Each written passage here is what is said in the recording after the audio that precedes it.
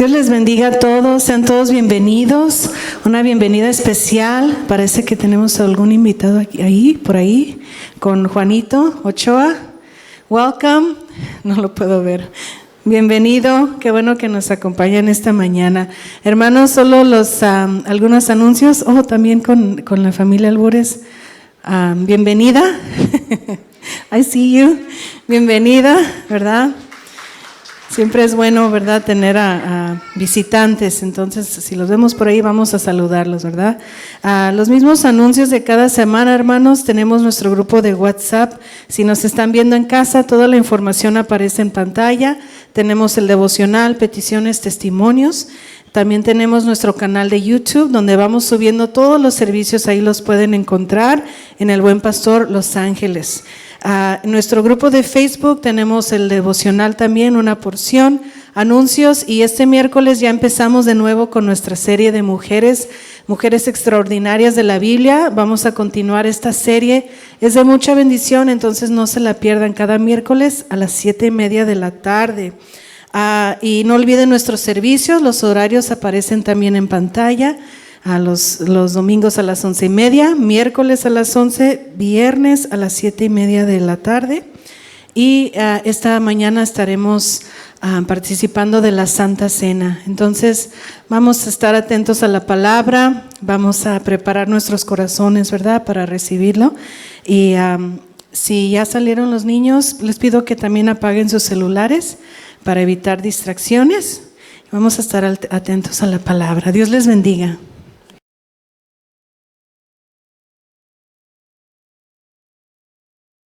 Gracias, Señor, te damos en esta hermosa mañana, oh Dios, por el privilegio tan especial que tú nos das, Señor, estar en tu casa.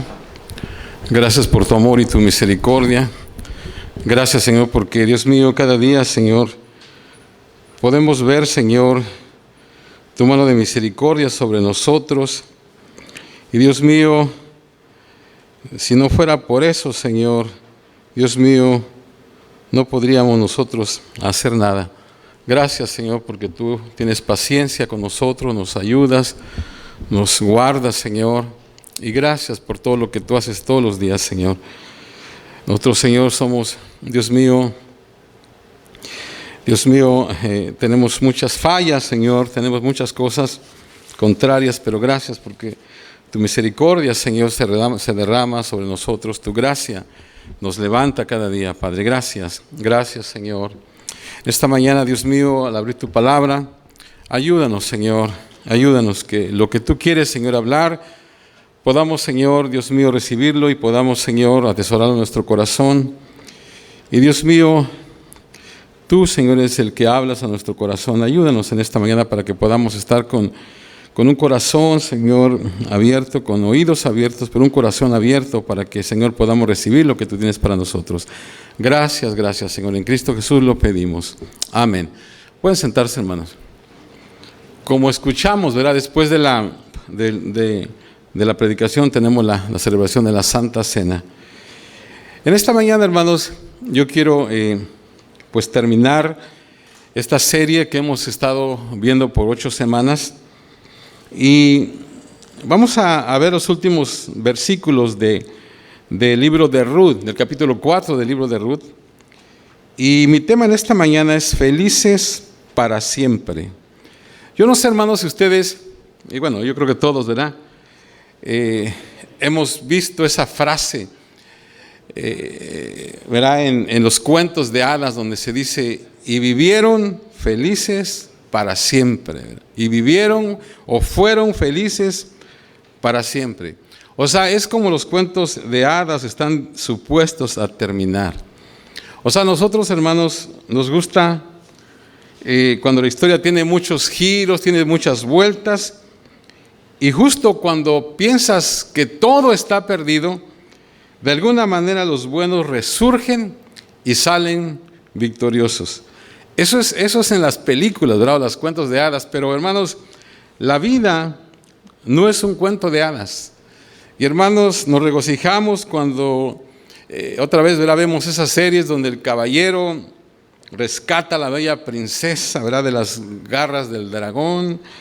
Pero ¿sabe qué, hermano? En la vida real, no hay muchos caballeros, ¿verdad? Y aunque así fuera, bueno, no todos son como se pintan en las películas. Y algunos de estos caballeros a veces corren de la batalla, o sea que no están ahí. O sea que no cada princesa quiere ser rescatada. Y algunas veces en la vida real, ¿verdad?, el dragón gana. O sea que así es como sucede en la vida real. Pero hay tiempos, hermanos, en que las cosas trabajan bien al final.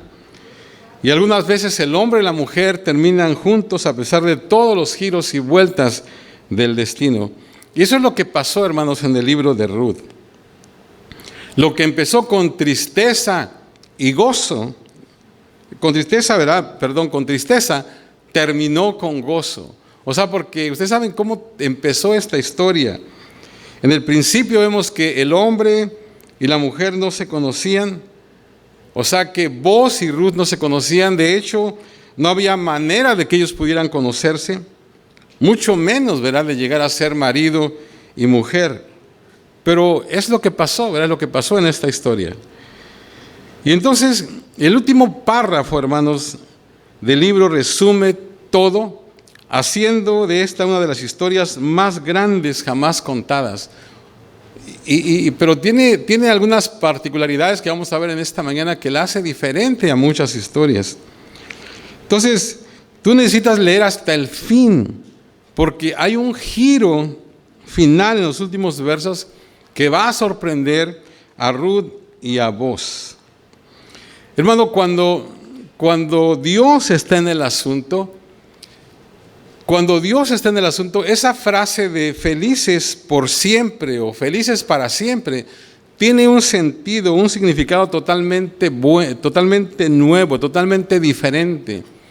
O sea, esa parte de para siempre, felices para siempre. En el caso de Ruth, fíjese, se extiende de Ruth y Boaz hacia otra joven pareja en un establo en Belén 1000 años después. O sea que, por eso digo, cuando Dios está en el asunto, esa frase de felices para siempre tiene un significado totalmente nuevo, totalmente diferente, porque otra vez esa parte, ¿verdad?, que vamos a ver ahora para siempre, se extiende desde Ruth y Boaz hasta otra pareja joven en un establo 1000 años después en Belén. Entonces, hablando de finales felices, realmente este final sí es muy feliz. Los últimos versos de Ruth 4, hermanos, nos introducen a 3 escenas que nos muestran el final feliz que Dios siempre intentó en esta historia.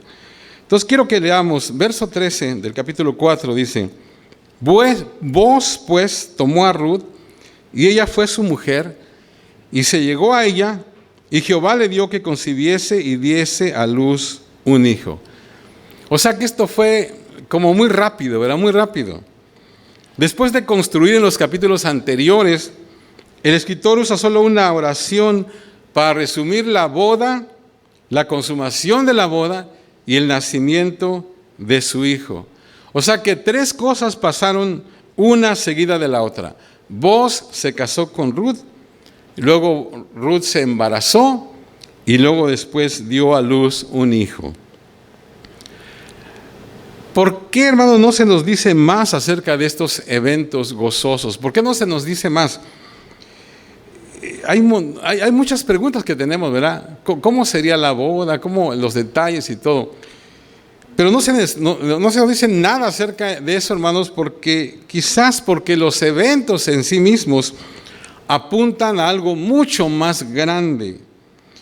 Hermanos, este libro se trata de algo más que una antigua historia de amor. Después de que Boaz y Ruth terminaron como esposo y esposa, ella quedó embarazada y dio a luz un hijo. O sea, esos eventos, ¿verdad?, que son importantes en sí mismos, pero hermanos, no son los puntos principales. O sea, Dios tiene algo más. Este verso 13 que leímos, hermanos, nos recuerda una vez más cómo Dios, hermanos, obró a través de lo ordinario para cumplir sus propósitos. O sea que todo aquí lo que vemos en el libro de Ruth es como muy ordinario todo. Esto es lo interesante de esta historia. O sea, Dios, ¿verdad?, obra. O sea que es ese versículo 13 donde resume todo, ¿verdad?, a lo que pasó al final. Eso nos recuerda cómo Dios obró a través de lo ordinario para cumplir sus propósitos. O sea que no es como si Boaz le dijo a Ruth, ¿verdad? No le dijo Boaz a Ruth, ¿sabes qué? Vamos a casarnos y vamos a tener un bebé para que tú seas la bisabuela del rey David. O sea, realmente ninguno de ellos sabía nada acerca de David. Y mucho menos, hermanos, podrían imaginarse que un bebé nacido de una virgen 1000 años después sería el Salvador del mundo. O sea que Boaz y Ruth no tenían la intención de ser parte del árbol genealógico, del árbol familiar de Jesús, ahí en Mateo capítulo 1. O sea que ellos se enamoraron, ellos se casaron, luego tuvieron un niño. O sea que así es como se supone que pasó. Hermanos, el libro de Ruth, como dije, no menciona detalles, por ejemplo, de la boda, ¿verdad? No dice nada de que tuvieron una despedida de solteros. No dice que tal vez, no sabemos cómo fue la boda, especialmente Boaz era muy conocido. No dice ahí que tal vez vino en un caballo blanco o un carruaje. No dice nada de eso, ¿verdad? Yo creo que fue una celebración pero muy feliz, pero ese hecho no es mencionado. O sea, Dios juntó a esta singular pareja como parte de su gran plan. Y cuando ellos, hermanos, consumaron su matrimonio, ellos no tenían ni idea del significado que esto tendría en el futuro. O sea que ellos simplemente estaban haciendo o hicieron lo que los matrimonios han hecho desde el principio de los tiempos. O sea que se casaron, ¿verdad? Consumaron su matrimonio, tuvieron un hijo. O sea que eso siempre se ha hecho y solamente estaban haciendo ellos eso. Y así es como la vida trabaja, hermanos. Yo he estado diciéndoles en esta serie lo siguiente, y es algo que yo he aprendido, no sé, ¿verdad usted? Pero nosotros, hermanos, en la vida real tomamos el próximo paso delante de nosotros, luego enfrentamos obstáculos inesperados. ¿Qué hacemos cuando eso pasa? Bueno, caminamos en fe y luego dejamos el resto en las manos de Dios. O sea, no podemos hacer otra cosa, hermanos. Esa es la vida. Otra vez, tomas el próximo paso que hay delante de ti. Lógicamente que muchas veces vas a enfrentar obstáculos. ¿Qué haces cuando eso pasa? Bueno, pues empiezas a caminar por fe y luego dejas el resto de todo lo demás en las manos de Dios. Hermanos, tenemos que tener cuidado de caer en la tentación de tratar de entender a Dios, porque no podemos. Y eso nos lleva, hermanos, a veces a perder tiempo y a perder oportunidades. O sea, la vida es así de simple, sencillamente. A veces queremos entender por qué pasó esto, por qué va a pasar esto, pero a veces no podemos. Sencillamente tenemos que hacer lo que tenemos que hacer y dejar que Dios sea el que obre.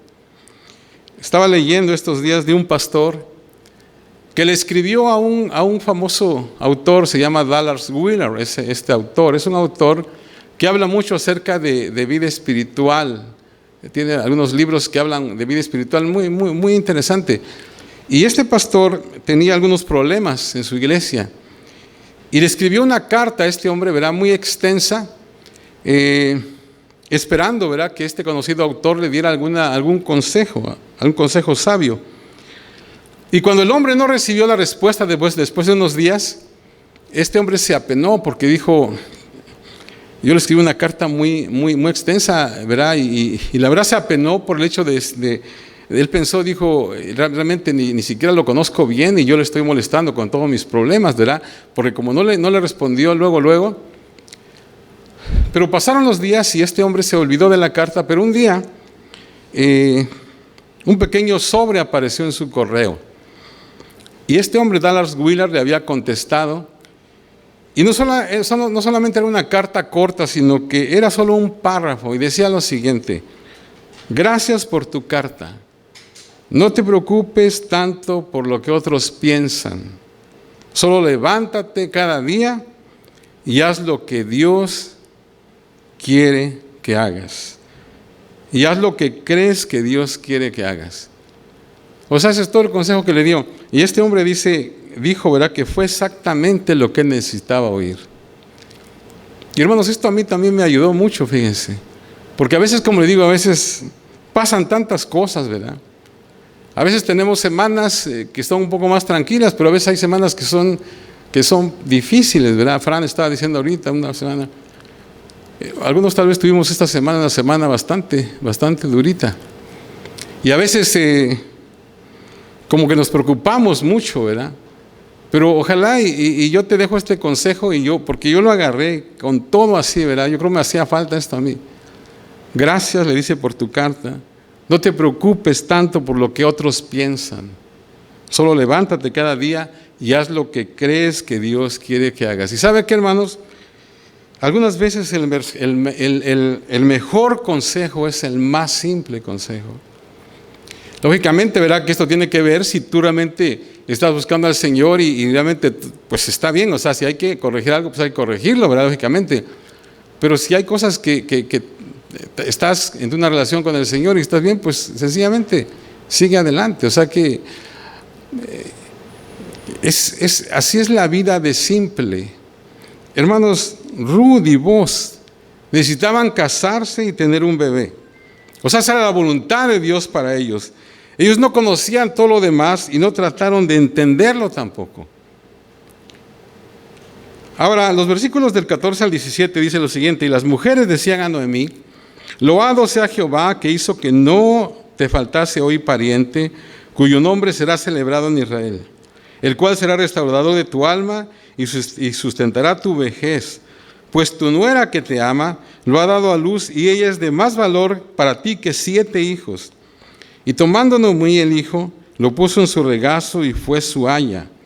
Y le dieron nombre las vecinas diciendo: le ha nacido un hijo a Noemí, y lo llamaron Obed. Este es el padre de Isaí, padre de David. Solamente déjeme hacer una nota ahí en el versículo 16. Dice: y tomando Noemí el hijo, lo puso en su regazo y fue su aya. Yo no sé si ustedes entienden qué es eso, ¿verdad? De su aya. Bueno, se los voy a leer en otra versión. Sencillamente quiere decir, dice: Noemí tomó al hijo en sus brazos y se encargó de criarlo. O sea, eso es lo que significa, fue su aya. O sea, ella se encargó de criarlo. Y hermanos, es el final feliz de Noemí. Cuando recordamos, hermanos, que el libro empieza y termina con Noemí, entonces tenemos una idea de la gran fotografía. La mujer que dijo que se había ido llena y que había vuelto vacía, ahora tiene en sus brazos, tiene los brazos llenos, ¿verdad?, con su nieto. O sea, la mujer que se llamó a sí misma amarga. ¿Se acuerda que decía: no me llamen Noemí, llamadme Mara, ¿verdad? Porque yo estoy amarga, o sea, tengo amargura. Esa mujer que se llamó a sí misma amarga, ahora se regocija en la provisión de Dios. Ahora, las mujeres de Belén hacen 2 importantes proclamaciones aquí. En primer lugar, ellas llaman a Obed el redentor para tu familia. O sea, esa es la misma palabra, hermanos, que Boaz usó para describirse a sí mismo. Significa que este pequeño niño va a llevar el nombre de Elimelech y Malón, el padre y el hijo, ¿verdad?, quienes murieron en Moab. Entonces, cuando este niño crezca, él protegerá a Noemí en su vejez. Y más que eso, él renueva a Noemí dándole esperanza en sus años finales. O sea, ella morirá, pero la línea familiar va a continuar. Hermanos, todos nosotros, ¿verdad?, venimos y nos vamos, pero los propósitos de Dios, hermanos, cubren a nuestras generaciones venideras. Ahora, en segundo lugar, ellos llaman a Ruth mejor que 7 hijos, dice ahí, ¿verdad? O sea, ¿qué significa esto? Después de dejar a su familia en Moab, Ruth recibe una nueva familia en una nueva tierra. Y por haber jurado lealtad a Noemí y al Dios de Noemí, ella recibió la bendición del pacto que Dios hizo con Israel. O sea, su amor leal por Noemí Es como una fotografía, hermanos, del amor leal de Dios por sus hijos. Y ¿sabe qué? Eso es mejor y mucho más remarcable que tener 7 hijos. Ahora, las mujeres nombraron al niño Obed, ¿verdad? Se va a llamar Obed. Obed, hermanos, es como el nombre corto de Abdías. O sea, que es como un nombre corto para el nombre Abdías. Y Abdías quiere decir siervo del Señor. O sea que este niño servirá al Señor sirviendo a Noemí en su vejez, y al pasar los años, él se casará y su esposa dará a luz un hijo llamado Isaí. Y este hombre Isaí tendrá a un hijo llamado David. O sea que Obed no solo servirá a su propia generación, sino que su nieto crecerá para ser el más grande rey de Israel, o sea, el rey David. Ahora, con esto, hermanos, vamos a los últimos versos, los versos 18 al 22. Pero antes de leerlo, déjeme decirle lo siguiente.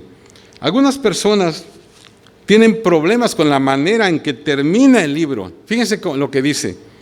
Estas son las generaciones de Fares. Fares engendró a Esrom, Esrom engendró a Ram, y Ram engendró a Aminadab. Aminadab engendró a Nazón, y Nazón engendró a Salmón. Salmón engendró a Boz, y Boz engendró a Obed. Obed engendró a Isaí, e Isaí engendró a David. O sea que, como que esto no parece como muy excitante para nosotros, ¿verdad? No es como terminaríamos nosotros un libro como Ruth, como este libro, o sea, como que nosotros no lo terminaríamos así. O sea que aquí es donde nosotros tal vez incrustaríamos la frase: y Ruth y Boz vivieron felices para siempre. O sea, después de leer y Ruth y Boz, pero no es así, hermano. No está así, o sea, termina con una genealogía. Queremos que nuestros cuentos de hadas, ¿verdad?, tengan finales felices. Pero como digo, el libro no termina así, termina con una genealogía. Ahora, ¿por qué es eso, hermanos? ¿Qué pasa con eso? Dios, hermanos, quiere que sepamos que algo más grande está pasando aquí. Nosotros no sabemos, hermanos, de hecho, que Ruth y Boz vivieron felices para siempre. O sea, realmente nosotros no sabemos eso. Posiblemente que fue así, ¿verdad? O sea, que no ayuda que ellos se gozaron viendo crecer a su hijo Obed, ¿verdad? Mirando el gozo que sentía Noemí al estarlo cuidando. O sea, que asumimos que eso pasó, ¿verdad? Y no hay razón de pensar otra cosa, pero la Biblia no menciona eso. Yo creo que tuvieron sus problemas como cualquier matrimonio, ¿verdad? Pero, y es posible que hayan vivido felices por siempre, pero la Biblia no dice eso. Yo lo he dicho, hermanos, en esta serie varias veces, pero el héroe del libro de Ruth no es Ruth, ni es Boz, ni es Noemí, no es Obed. El héroe de la historia, hermanos, es Dios. El héroe de toda esta historia es Dios. Pero piensa en esto. ¿De cuántos milagros leemos en este libro, hermanos? No hay ninguno. ¿Cuántas veces Dios habló audiblemente en este libro? 0, o sea, no hay ninguna vez. No hay zarzas ardiendo acá. No hay voces hablando al cielo o del cielo. Las aguas no se partieron, las murallas no cayeron, no hubo hachas flotando, no hay muertos resucitados. O sea, la vida en Belén continuó como estaba desde el principio. O sea, no hay milagros en el libro de Ruth. Y eso es lo maravilloso, hermanos, de esta historia. ¿Saben por qué? Porque Dios cumple sus propósitos a través del proceso normal de la vida, fíjense. Nosotros pensaríamos, ¿verdad?, que tiene que haber tantas cosas, pero no. A veces, lógicamente, Dios obra así, pero la mayoría de las veces Dios cumple sus propósitos a través del proceso normal de la vida. La historia empieza con una nota pesimista, ¿verdad?, con un hambre, un viaje imprudente, 3 tumbas en Moab. Y si nosotros recordamos otra vez la historia, por ejemplo, después estas 2 viudas regresan a Belén. Cuando ellas se presentan en Belén, Cuando ellas se presentaron en Belén, su futuro se miraba desolado, no tenían esperanza, no tenían nada. Luego, un día, al parecer por casualidad, digamos así, Ruth termina en el campo de Booz. De ese afortunado suceso, la historia se mueve hacia una nueva dirección, una amistad, da luz a un romance, un encuentro de medianoche, los lleva a una proposición, un inteligente trato, le da a Booz el derecho de casarse con Ruth y luego nace Obed. O sea que mi pregunta es, ¿en dónde está el milagro en todo esto? Y la respuesta es, el milagro no está en ninguna parte y está en todas partes al mismo tiempo. Hermano, Dios está obrando detrás de las escenas, orquestando cada detalle para que cada persona en la historia haga exactamente lo que ellos están supuestos a hacer. O sea, sencillamente ellos hicieron solamente lo que tenían que hacer y aún así todos ellos terminaron exactamente en donde Dios intentó que estuvieran. O sea que la historia completa, hermanos, es un milagro un milagro ordinario, lo cual es exactamente como Dios, hermanos, obra en mi vida y en tu vida. O sea, si tú te pones a pensar, nuestra vida es un milagro, hermanos, de Dios, pero sencillamente todo es ordinario, ¿verdad? Tú a lo mejor nunca has escuchado a Dios hablar audiblemente, nunca has caminado en el agua, tal vez, nunca has hecho esas cosas, pero nomás ponte a pensar cómo Dios te ha traído hasta aquí, cuántas cosas que han pasado en tu vida, y eso es un milagro de parte de Dios, pero es un milagro ordinario, o sea que no se ve nada extraordinario, pero es un milagro de Dios. Y yo te preguntaría en esta mañana, ¿verdad? En toda tu vida, ¿verdad? ¿Dónde está el milagro en toda tu vida? Y podríamos decir lo mismo, ¿verdad? Que no podría decir, pues en ningún lado y está en todos lados también, ¿verdad? Tal vez aquí haya personas que sí digan, en tal tiempo de mi vida, ¿verdad? Dios se manifestó de esta manera tan extraordinaria, pero otros dicen, no ha pasado nada.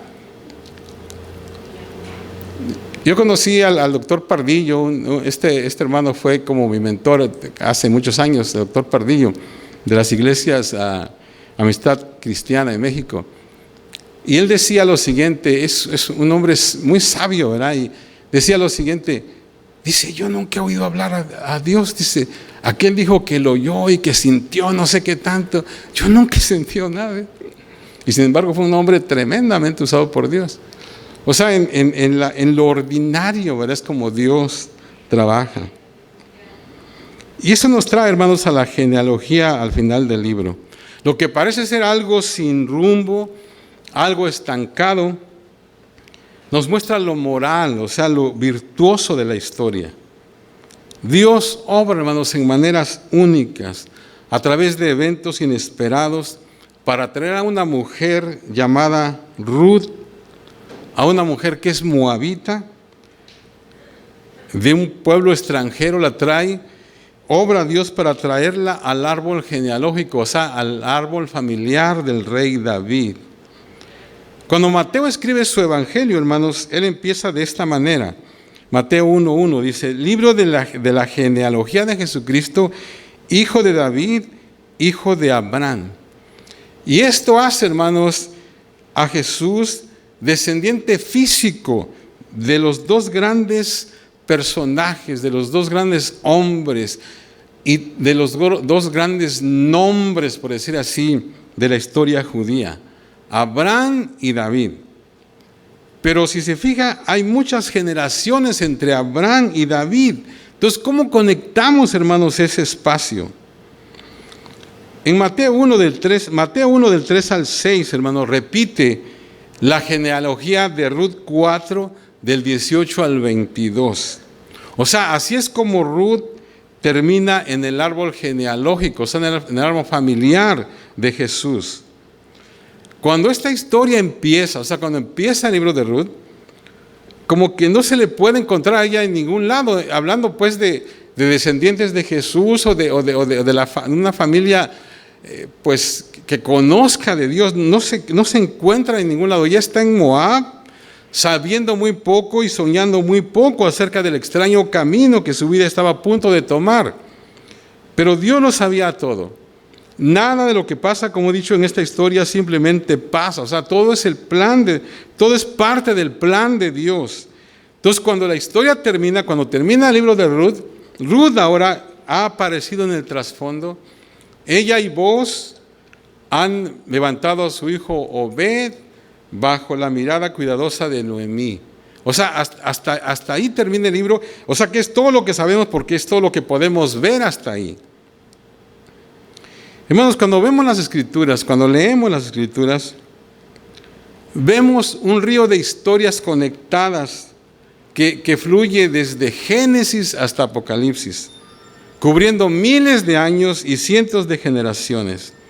Y aunque la Biblia, hermanos, contiene 66 libros escritos por diferentes, ¿verdad?, autores por aproximadamente 1500 años, la Biblia solamente tiene un solo mensaje. Usted sabe eso, un solo mensaje: el plan de Dios para traer salvación al mundo a través de Jesucristo.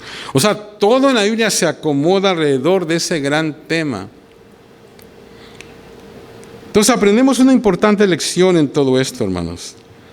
Raramente vemos todo lo que Dios intenta hacer por lo que nos pasa.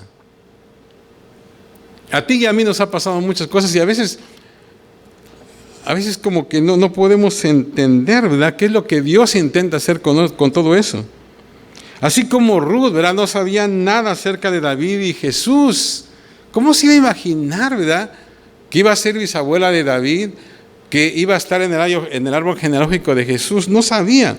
Entonces, de la misma manera, nosotros no sabemos nada acerca de cómo Dios va a usar lo bueno y lo malo que nos pasará, ¿verdad?, o que nos pasa. No sabemos cómo lo va a usar Dios, digamos, de aquí a 500 años, si el Señor no viene antes. No sabemos, ¿verdad?, qué es lo que va a pasar. Algunas cosas no nos hacen sentido ahora y quizás no nos seguirán haciendo sentido hasta el día que muramos, a lo mejor. Pero Dios va a darle sentido después. O sea, ellos, ¿cómo iban a pensar todo lo que iba a pasar? Dios, hermanos, no tiene finales sueltos o negocios no terminados. Pero a menudo, ¿verdad?, no parece que es así. La historia de Ruth entonces nos enseña, hermanos, que Dios sabe lo que está haciendo, aun cuando nosotros no tenemos ni idea. Y por eso, hermanos, es que tenemos que permanecer en el Señor, porque a lo mejor tu vida ahorita a lo mejor no está haciendo sentido, pero si tú permaneces en Dios, tú no sabes qué plan Dios tiene para ti o para tus descendientes. Ahora,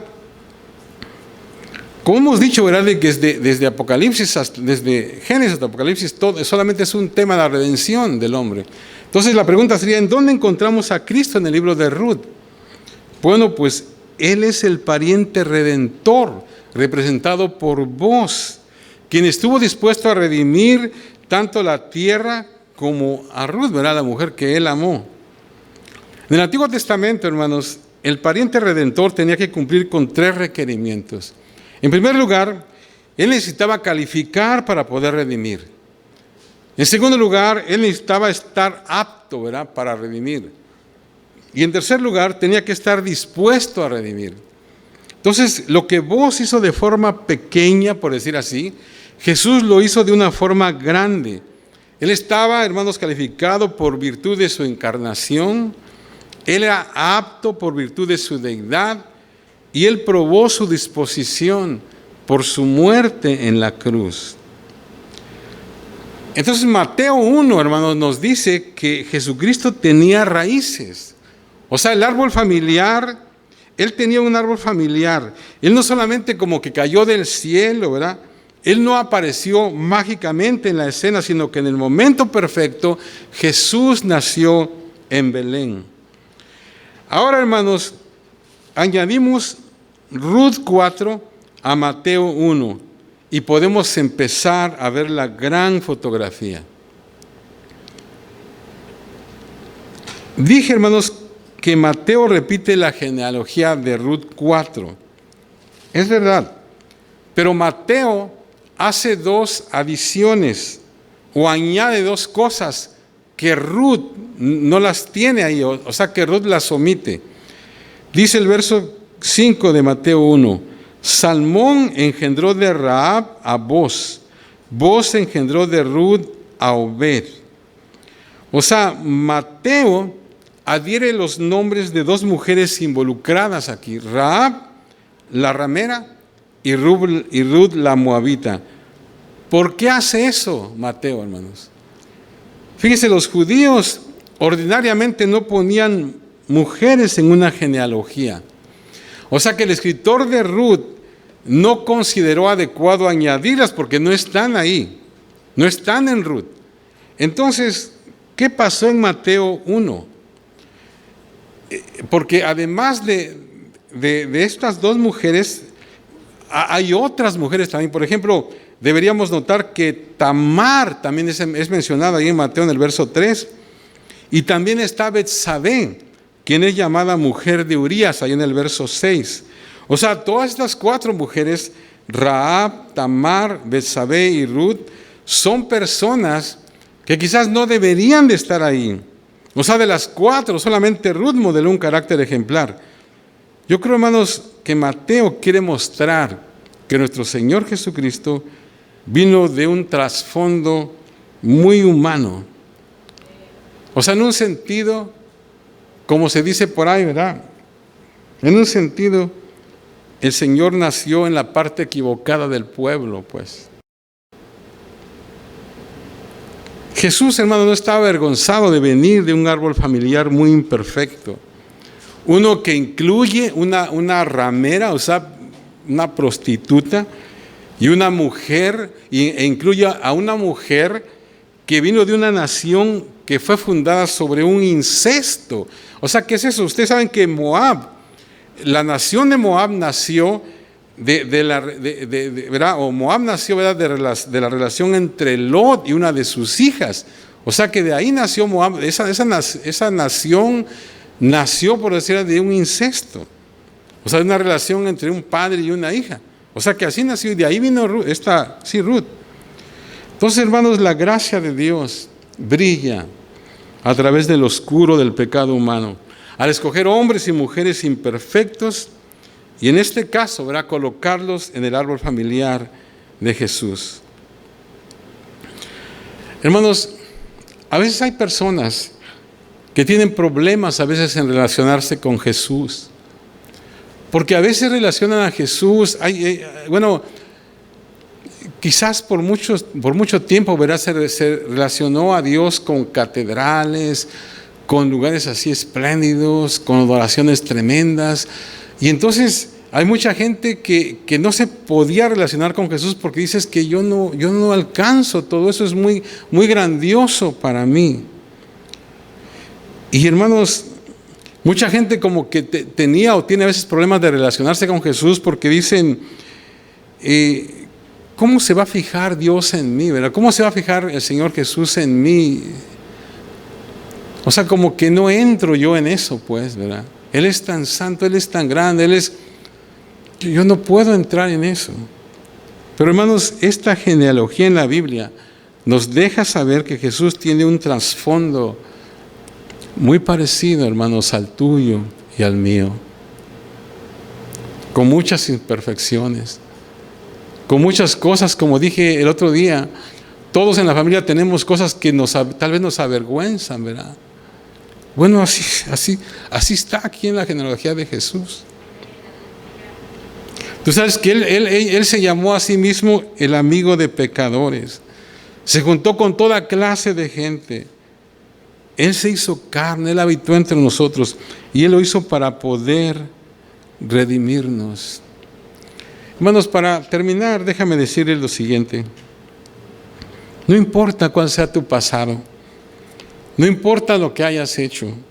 Jesús puede darte un futuro que tú ni te imaginas. Es lo que vemos ahí. Otra vez, ¿cuándo se iba Ruth a imaginar que iba a terminar en la genealogía de Jesús? ¿Cuándo? Y yo no sé, ¿verdad? A lo mejor algunos de nosotros dice, pues yo no soy más que lo que sea, ¿verdad? Pero hermano, si has confiado en Jesús, no sabes qué es lo que va a pasar en el futuro, ¿verdad? Un futuro que ni siquiera nos podemos imaginar. Y con esto, hermanos, a la vista, nosotros terminamos nuestro viaje a través del libro de Ruth. De estos milagros ordinarios, Dios preparó el camino para que Ruth entrara en el árbol genealógico de Jesús. Y la historia de Jesús, hermanos, empieza donde la historia de Ruth termina, o sea, en Belén. Ahora, hermanos, podemos ver claramente cómo Dios teje, verá, ese final, felices para siempre. O sea, esa es la manera en que lo hace. Así quiero decirte en esta mañana, anímate, hermano, anímate, hijo de Dios. No importa qué tan difícil haya sido tu jornada, no importa qué tan difícil sea en este momento tu jornada, Dios ha prometido un final feliz para sus hijos. O sea que, en otras palabras, hermanos, si tú conoces a Jesús, lo mejor está por venir. Si tú conoces a Jesús, lo mejor está por venir. Inclina tu rostro en esta mañana, vamos a orar. Gracias, Señor. Gracias, Señor. Gracias, oh Dios. Gracias, Señor, porque, Dios mío, nosotros no merecíamos, pero esto no es de merecer, Señor, es por tu misericordia y por tu gracia. Señor, gracias por estas semanas que nos has permitido estudiar este libro, gracia inesperada. Porque, Señor, sencillamente no se esperaba todo esto, ninguno de los personajes esperaba todo esto, y así es nuestra vida, Señor. Ninguno espera todo lo que tú tienes para nosotros. Ayúdanos, Señor, a serte fieles. Ayúdanos, Señor, a serte fieles, a caminar, Señor, un día a la vez. Y gracias por todo lo que tú has hecho y por todo lo que harás con cada uno de mis hermanos aquí presentes. Gracias, Señor. Hermanos, si usted puede ir pasando, hermanos, a agarrar su copa, y si quiere quedarse en el altar o quiere volver a su asiento, lo puede hacer. Déjeme, hermanos, mientras leerle el pasaje que siempre leemos en 1 Corintios.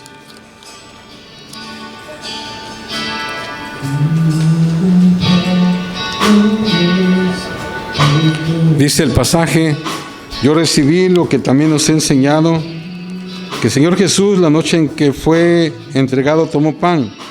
Vino dando gracias, lo partió y dijo: tomad, comed, esto es mi cuerpo que por vosotros es partido. Haced esto en memoria de mí. Asimismo tomó también la copa después de haber cenado, diciendo: esta copa es el nuevo pacto en mi sangre. Haced esto todas las veces que la bebiereis en memoria de mí. Así pues, todas las veces que comáis este pan y bebáis esta copa, la muerte del Señor anunciáis hasta que Él venga. Te adoramos, Jesús.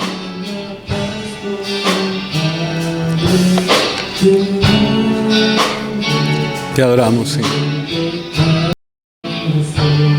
Aleluya, aleluya. Dice la palabra: yo recibí del Señor lo que también os he enseñado, que el Señor Jesús, la noche que fue entregado, tomó pan. Habiendo dado gracias, lo partió y dijo: tomad, comed. Esto es mi cuerpo que por vosotros es partido. Haced esto en memoria de mí. Comamos el pan, hermanos.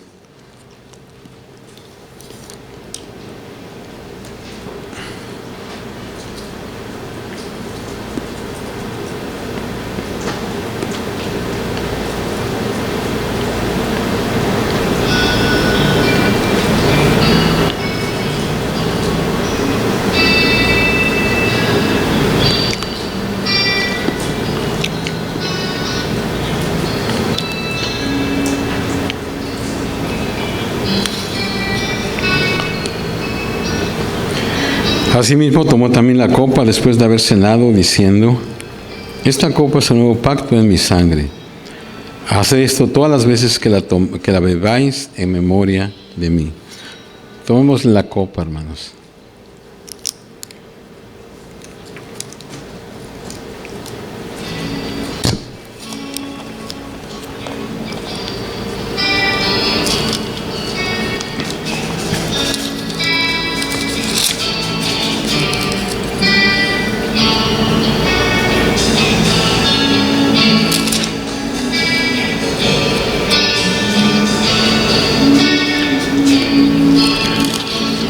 Jehová es mi pastor, nada me faltará.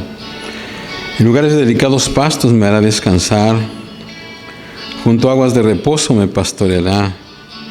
Confortará mi alma. Me guiará por sendas de justicia, por amor de su nombre.